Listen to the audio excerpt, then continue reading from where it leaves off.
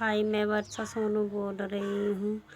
आज मैं किस दास्तान की कहानी लेकर आई हूँ।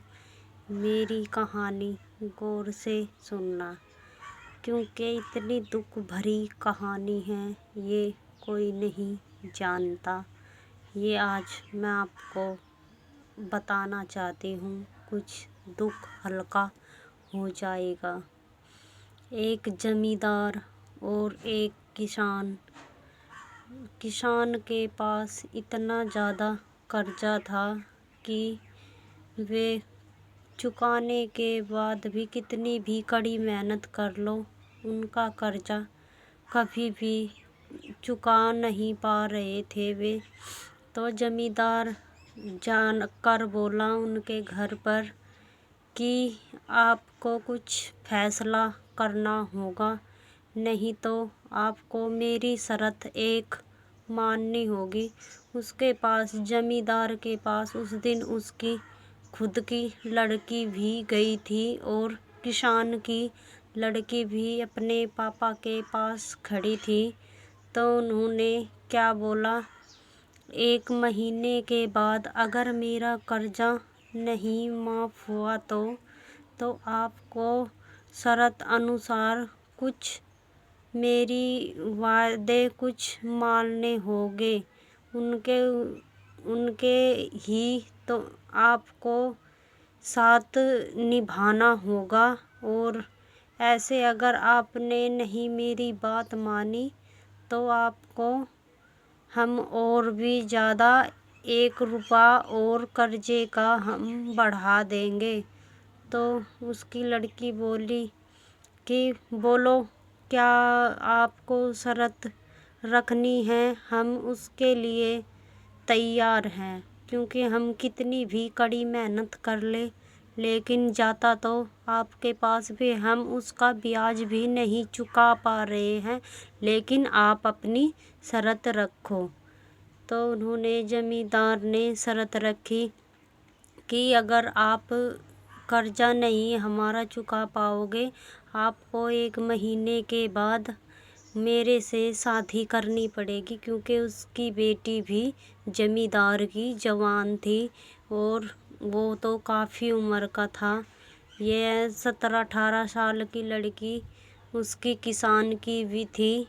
तो उस लड़की ने बेझिझक होकर आगे कदम बढ़ाकर अपने पापा से भी ऊपर को होकर बोला कि मुझे आपकी शर्त ज़्यादा मंजूर है, लेकिन मैं जो जैसी हालत में हूँ, आपको उसी से ही मुझसे शादी करनी पड़ेगी और मुझको ये मंजूर होगा। लेकिन उस किसान की लड़की ने, जानते हो कितनी कड़ी मेहनत करी, 1 महीने तक उसने पानी पी पी कर इतनी कड़ी मेहनत करी। धूप में रहकर भी उसने हल चलाया, खेत जोता, और ऐसे ही उसने खेती बाड़ी का काम कर कर के उसका रंग इतना काला हो गया, और 1 महीने के बाद उसके शरीर से मांस भी सूखने लगा था। चक्कर आने लगे थे उस लड़की को, पर उसने अपनी हार नहीं मानी। वह जमींदार 1 महीने के बाद आया। उसकी लड़की काफ़ी और ज़्यादा सुंदर हो चुकी थी जमींदार की, और उसके बगल में ही किसान की लड़की भी खड़ी थी। तो उसके अपनी बेटी की तरफ लखाया और किसान की बेटी की तरफ भी लखाया, क्योंकि उसकी लड़की तो महाराजाओं की तरह ऐसे जीवन बिता रही थी। और ऐसे ही जमींदार की आंखों में आंसू आ गए उस लड़की को देखकर कि कितनी कड़ी मेहनत करती है, और मेरी लड़की कैसे कितनी सुंदर लगती है, आज भी रानी की तरह है, क्योंकि मैंने इनका दिल ज़्यादा दुखाया है। और ऐसे ही मैंने अपनी लड़कियों को आज़ादी दी है। पता नहीं दुख भर कर भी मेरी लड़की मुझे ऐसे इज्जत देगी या नहीं देगी। तो वह किसान हाथ जोड़कर माफ़ी मांगने लगा, नज़र झुकाए खड़ा था। और जमींदार ऐसे ही आंखों में आंसू लेकर उस किसान की लड़की के पैरों में पड़ गया।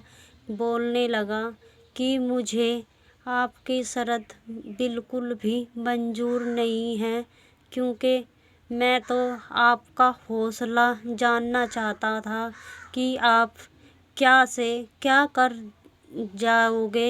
ये मुझे नहीं पता था कि जिस उम्र में आपको पढ़ने लिखने की उम्र थी आपकी, और मैंने आपके साथ शादी का दबाव डाला, क्योंकि मैं बहुत ज़्यादा आपका गुनहगार हूँ और आपका, इसलिए मैंने कर्जा भी सब माफ़ कर दिया और मुझे क्षमा करना।